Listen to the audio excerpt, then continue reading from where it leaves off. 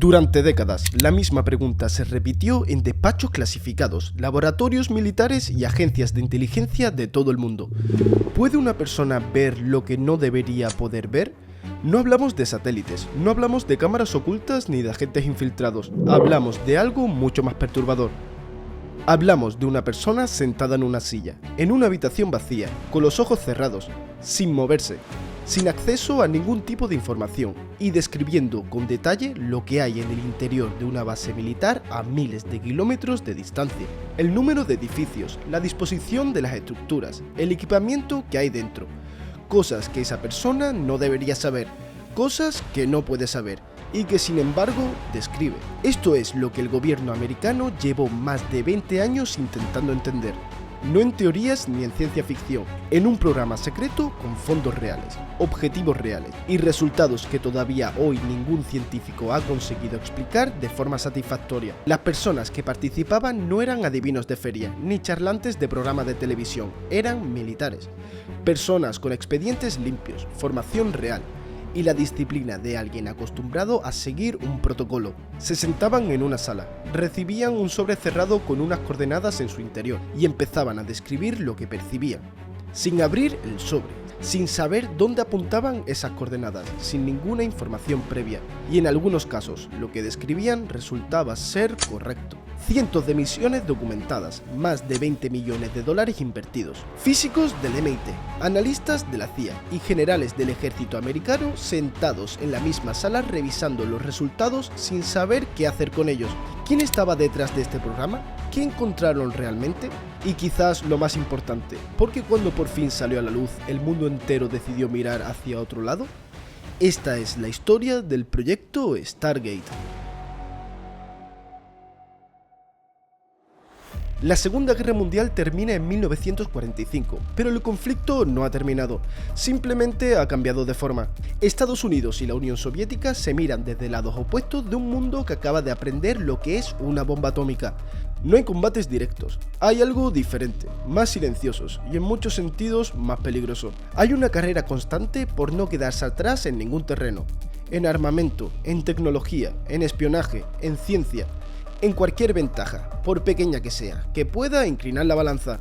Y en ese contexto, a principios de los años 70, llegan a las manos de la CIA una serie de informes que generan una reacción inmediata. Los soviéticos llevan años financiando investigación en algo que en Occidente se considera pseudociencia, fenómenos paranormales, percepción extrasensorial. La posibilidad de que la mente humana pueda acceder a información sin ningún canal físico conocido. No son cuatro locos en un sótano, son programas financiados por el Estado soviético con presupuestos millonarios, científicos con formación real y un objetivo muy concreto. El Instituto de Investigación de Problemas del Cerebro en Leningrado, el Instituto de Psicofísica Técnica de Moscú. Instalaciones reales, científicos reales, dinero real. Si la mente puede ver lo que no debería poder ver, eso es una ventaja militar sin precedentes. Puedes espiar sin satélites, sin agentes sobre el terreno, sin arriesgar una sola vida, y sin que el enemigo sepa siquiera que lo estás mirando. La CIA lo lee y reacciona exactamente igual que reaccionó cuando creyó que los soviéticos estaban experimentando con control mental, con urgencia, con paranoia. Y con una pregunta que lo cambia todo. Si ellos lo hacen, ¿podemos nosotros quedarnos atrás? La respuesta es no, y así arranca todo. En 1972, dos físicos del Stanford Research Institute reciben una propuesta que no esperan. Sus nombres son Russell Targ y Hal Puthoff. Los dos tienen carreras sólidas, publicaciones reales, reputaciones que ningún colega pondría en duda. Puthoff había trabajado para la NSA y tenía formación en física láser. Targ era especialista en tecnología de plasma. No son personas de los márgenes de la ciencia, son personas del centro. La propuesta es simple en apariencia y completamente extraordinaria en la práctica. La CIA quiere que estudien si la percepción extrasensorial existe, no como fenómeno cultural ni como curiosidad filosófica, como herramienta de inteligencia real, con protocolos científicos, doble ciego, verificación independiente y resultados medibles. Targ y Puthoff aceptan, y para empezar necesitan a alguien con quien trabajar. El candidato que traen es, en ese momento, el más improbable imaginable. Su nombre es Ingo Swann. Es artista, vive en Nueva York, pinta cuadros abstractos y lleva años afirmando que puede salir de su propio cuerpo y percibir lugares que no ha visitado nunca. En cualquier otro contexto, en cualquier otra época, nadie con credibilidad en el mundo de la inteligencia le dedicaría ni 5 minutos. Pero en las primeras sesiones en el SRI, Swan hace algo que cambia la conversación por completo. Los investigadores le piden que describa lo que percibe en una serie de coordenadas geográficas que le dan sin ningún contexto, sin mapas, sin fotos, sin información previa, solo números, latitud y longitud. Swan cierra los ojos, se queda en silencio unos segundos y empieza a hablar. Describe edificios, terreno, estructuras específicas, no de forma vaga, no con palabras que podrían aplicarse a cualquier lugar del mundo, con detalles. Los investigadores comprueban las coordenadas, lo que Swan ha descrito coincide con lo que hay allí. No siempre, no con precisión absoluta, pero con una frecuencia que no tiene explicación estadística posible. Los informes llegan a Langley, y la CIA decide que esto merece algo más que un experimento en un laboratorio de California. Lo que viene después es uno de los momentos más extraños de toda la historia del programa. En 1973, Ingo Swann propone algo que ningún investigador le ha pedido.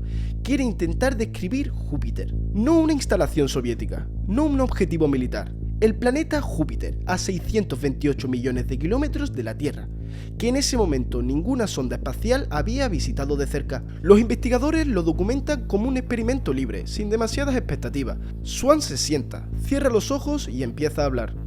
Describe una atmósfera densa y hostil, una superficie que no es sólida, vientos de una violencia que resulta difícil de imaginar. Y entonces dice algo que nadie en la sala espera.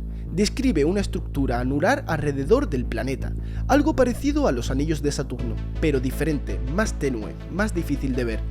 En 1973, la comunidad científica no sabe que Júpiter tiene anillos. No hay ninguna fuente pública que lo afirme, ningún libro de texto, ningún artículo científico, ninguna imagen de telescopio disponible lo indica. En 1979, la sonda Voyager 1 llega a Júpiter y transmite los primeros datos directos. Confirma que Júpiter tiene un sistema de anillos tenue, difícil de detectar desde la Tierra, que hasta ese momento nadie había observado. Hay dos formas de leer esto. Una es que fue una coincidencia extraordinaria, la otra es que no lo fue. Y dentro del programa, esa segunda posibilidad empieza a tomarse con una seriedad que nadie había anticipado. El programa crece, cambia de nombre varias veces, según la agencia que lo financia en cada momento. Gondola Wish, Grill Flame, Center Lane, Sun Streak. Son todos los mismos proyectos en distintas fases, financiados primero por la CIA, luego por la DIA, la Agencia de Inteligencia de Defensa. En 1991 se unifica bajo el nombre que hoy todo el mundo conoce, Proyecto Stargate. Opera desde Fort Meade, en Maryland, el mismo complejo donde años después descubriría que la NSA intercepta las comunicaciones de medio mundo, un lugar diseñado para secretos. El equipo es pequeño y seleccionado con cuidado. No son mediums ni adivinos de feria, son militares en su mayoría. Personas con disciplina, expedientes limpios y la capacidad de seguir un protocolo sin desviarse, porque el método que desarrollan, la visión remota, es exactamente eso, un protocolo, casi burocrático en su forma. El vidente se sienta frente a una hoja en blanco, recibe unas coordenadas o un sobre cerrado con el objetivo en su interior. Empieza a escribir y dibujar lo que percibe. Un monitor supervisa la sesión, sin dar ningún tipo de pista sobre cuál es el objetivo real, porque el programa descubre pronto algo que nadie sabe cómo explicar. Si el monitor conoce el objetivo, aunque no diga nada, aunque no haga nada, los resultados cambian, se contaminan. Por eso el protocolo exige doble ciego absoluto. Todo queda registrado y fechado antes de que nadie verifique si coincide con la realidad. Y entonces empieza lo que hace de este programa algo sin precedentes en la historia de cualquier agencia de inteligencia occidental.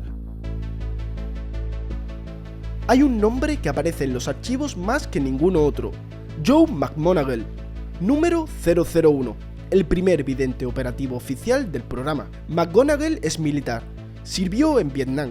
Tiene el perfil de alguien que ha visto cosas reales en el mundo real y no tiene ningún interés en el misticismo. No habla de experiencias místicas ni de revelaciones, habla de sesiones de protocolos, de lo que percibe y de lo que no. Es metódico hasta el punto de resultar casi aburrido en sus descripciones, y eso es exactamente lo que lo hace valioso. En 1979, McGonagall recibe un sobre cerrado. Dentro hay unas coordenadas en territorio soviético. Sin información adicional, sin contexto, empieza a escribir y a dibujar lo que percibe. Describe una instalación enorme cerca del agua, naves industriales de grandes dimensiones, una estructura que por su escala solo puede ser un astillero, y dentro algo en proceso de construcción que no encaja con ningún diseño conocido. Un casco de proporciones anómalas, mucho más grande de lo habitual. Formas que dibuja en un papel con una precisión que desconcertará a quienes lo lean después. Cuando los analistas verifican las coordenadas, confirma que en ese punto hay efectivamente una instalación naval soviética, en Severodvinsk. Meses después, la inteligencia convencional confirma lo que McGonagall había descrito. Los soviéticos están construyendo el submarino más grande jamás fabricado, una nueva clase que nadie en Occidente ha visto antes. El Typhoon, 175 metros de eslora, capaz de permanecer bajo el agua durante meses, diseñado para sobrevivir a una guerra nuclear y responder desde las profundidades del océano Ártico. McGonagall lo había descrito antes de que existiera ningún satélite con ángulo suficiente ni ningún agente sobre el terreno con esa información. Nadie dentro del programa celebra esto. Lo que hacen es documentarlo, archivarlo y seguir trabajando, porque hay más. Pat Price no es militar, es un excomisario de policía de Burbank, California, que en los años 50 decía usar lo que él llamaba visión remota para localizar a criminales antes de que hubieran cometido el crimen. Cuando llega al programa en 1973, los investigadores del SRI no saben muy bien qué esperar de él. Lo que ocurre en la semana siguiente los deja sin respuesta. En una sesión, los investigadores le dan a Price unas coordenadas en la Unión Soviética, sin ninguna otra información. Price empieza a describir con una fluidez que resulta incómoda de escuchar, una instalación en una zona remota, edificios distribuidos de una forma específica, una grúa de grandes dimensiones en el exterior, y dentro de uno de los edificios, esferas metálicas de un tamaño que describe con detalle, suspendidas de estructuras que no sabe cómo nombrar. Las coordenadas corresponden a Semipalatinsk, una de las instalaciones de pruebas nucleares más sensibles de la Unión Soviética, en lo que hoy es Kazajistán. Una zona tan clasificada que ni siquiera todos los analistas de la CIA tienen acceso a la información sobre lo que hay allí. Cuando el informe legal llega a Langley, la reacción no es de entusiasmo, es de incomodidad, porque lo que Price ha descrito coincide con las instalaciones reales que los satélites espía habían identificado en esa zona. No en términos generales, en detalles concretos. Las esferas metálicas que describió existen. Se usan para comprimir materiales en experimentos de armas. El informe llega al escritorio del director de la CIA, y en ese momento el programa deja de ser un experimento marginal financiado con los fondos discrecionales y pasa a tener respaldo institucional real. Pero Price muere en 1975, en circunstancias que nadie dentro del programa ha explicado nunca de forma completamente satisfactoria. Un paro cardíaco, dice el informe oficial. Tenía 57 años y estaba en buena forma. Su expediente permanece clasificado durante décadas. A mediados de los 80s, el programa tiene un problema que ningún protocolo ha conseguido resolver. Los resultados son reales. Hay suficientes casos documentados con verificación independiente como para que nadie dentro del proyecto pueda descartarlos honestamente como coincidencia. El Typhoon, Semipalatinsk, Júpiter, docenas de misiones con resultados que los analistas no saben dónde colocar. Pero hay algo que ningún entrenamiento, ningún ajuste metodológico y ninguna selección de evidentes ha conseguido solucionar. El programa no es predecible. Algunos días McGonagall describe un objetivo con una precisión que deja sin palabras a los analistas. Otros días el mismo McGonagall no produce nada utilizable. No hay forma de saber de antemano cuándo va a funcionar y cuándo no. Y para que una agencia de inteligencia que necesita información fiable en momentos específicos, operativos que no pueden esperar a que el vidente tenga un buen día, esa imprevisibilidad es un problema que no tiene solución técnica. La presión desde dentro de la institución empieza a crecer. Hay quienes defienden el programa con datos en la mano. Hay quienes lo ven como un problema político que nadie quiere gestionar. Y hay quienes sencillamente no quieren que su nombre aparezca vinculado a algo que en cualquier rueda de prensa podría destruir su carrera en segundos. El debate no es científico, es político. Y en Washington los debates políticos tienen una sola forma de resolverse. En 1995, la CIA encarga una evaluación independiente del programa al American Institute for Research, dos científicos externos sin ninguna vinculación previa al proyecto. La misión es clara: revisar todo, analizar los resultados y decidir si esto merece continuar. El informe que producen es uno de los documentos más perturbadores que ha generado una evaluación gubernamental en la historia moderna. no porque diga que el programa es un fraude, sino porque no lo dice. Lo que dice es que los resultados son estadísticamente anómalos, que la probabilidad de que la frecuencia de aciertos sea producto del azar es extremadamente baja, que hay algo en los datos que la ciencia convencional no sabe explicar. Uno de los evaluadores, el psicólogo cognitivo Ray Hyman, reconoce que los efectos son reales desde el punto de vista estadístico, aunque sigue siendo escéptico sobre su explicación. Otro evaluador, la estadística Jessica Utts, va más lejos y afirma directamente que la percepción extrasensorial es un fenómeno real que merece investigación científica seria. Dos evaluadores independientes, dos conclusiones distintas sobre la causa, pero los dos de acuerdo en lo mismo. Los resultados no son explicables por azar. Y entonces el informe añade algo que convierte ese reconocimiento en completamente inútil desde el punto de vista institucional. Dice que aunque los resultados son anómalos, el programa no ha demostrado ser útil para operaciones de inteligencia reales, porque sus resultados no son suficientemente consistentes ni controlables. Funciona, pero no de forma predecible. Y eso para una agencia de inteligencia es lo mismo que no funcionar. En 1995 el proyecto Stargate se cancela oficialmente tras más de 2 décadas de operaciones, más de 20 millones de dólares, cientos de misiones documentadas y una conclusión que no cierra nada, que algo ocurría, que nadie sabe exactamente por qué y que en cualquier caso ya no merece financiación pública. Lo que ocurre a continuación es algo que nadie dentro del programa anticipó, y es en muchos sentidos más revelador que cualquier sesión de visión remota. A diferencia de MKUltra, que tardó décadas en salir a la luz y lo hizo como un escándalo moral, el proyecto Stargate se desclasifica de forma casi inmediata tras su cancelación. En 1995, el mismo año en que se cierra, los documentos se hacen públicos. La CIA convoca una rueda de prensa, durante aproximadamente una semana, porque el titular que eligen los medios no es que el gobierno americano llevó 20 años investigando fenómenos que sus propios evaluadores independientes no pudieron descartar como fraude. El titular es que el gobierno americano gastó millones de dólares en psíquicos, y eso, en 1995, es suficiente para enterrar el tema más rápido que cualquier orden de destrucción de archivos.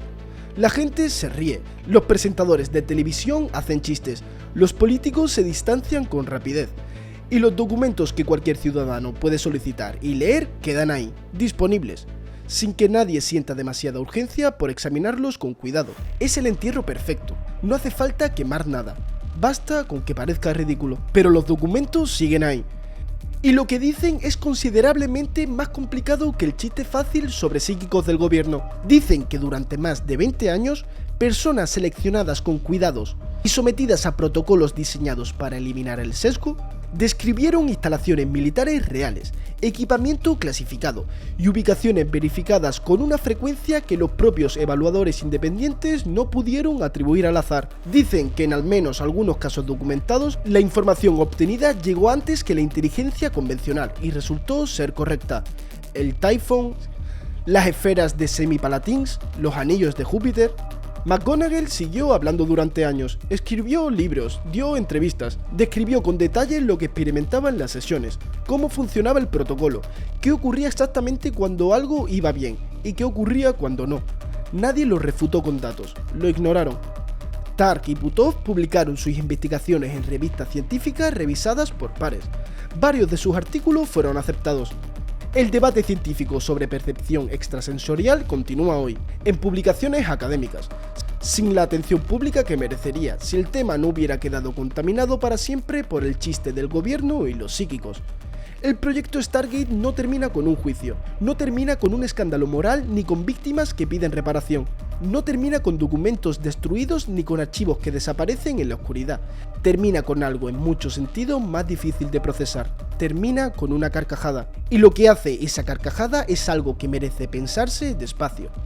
No cierra el tema, lo blinda, convierte en ridículo cualquier intento de tomárselo en serio. Y eso para un programa cuyos documentos siguen disponibles y cuyos resultados nunca fueron explicados de forma satisfactoria por nadie, es la forma más eficaz de archivo que existe. La CIA no necesitó destruir nada, solo necesitó que pareciera absurdo. Sabemos que el programa existió, sabemos que costó dinero real y produjo resultados que generaron informes clasificados al más alto nivel. Sabemos que sus propios evaluadores externos reconocieron que los datos no encajaban con el azar. Sabemos que militares con expedientes impecables describieron con detalle instalaciones que no deberían haber podido describir. Y sabemos que en cuanto todo esto salió a la luz, el consenso decidió en cuestión de días que no merecía tomarse en serio, sin leer los documentos, sin examinar los casos, sin preguntarse por qué una agencia de inteligencia con acceso a los mejores analistas del planeta mantuvo el programa activo durante 2 décadas, si no había absolutamente nada ahí. El problema no es solo lo que se investigó, el problema es lo que decidimos hacer cuando por fin lo supimos. Porque si algo tan documentado, tan verificable, tan accesible, puede quedar enterrado bajo una sola semana de titulares burlones, la pregunta no es qué más estamos ignorando. La pregunta es cuánto de lo que creemos imposible lo creemos solo porque nadie nos ha dado permiso para tomarlo en serio.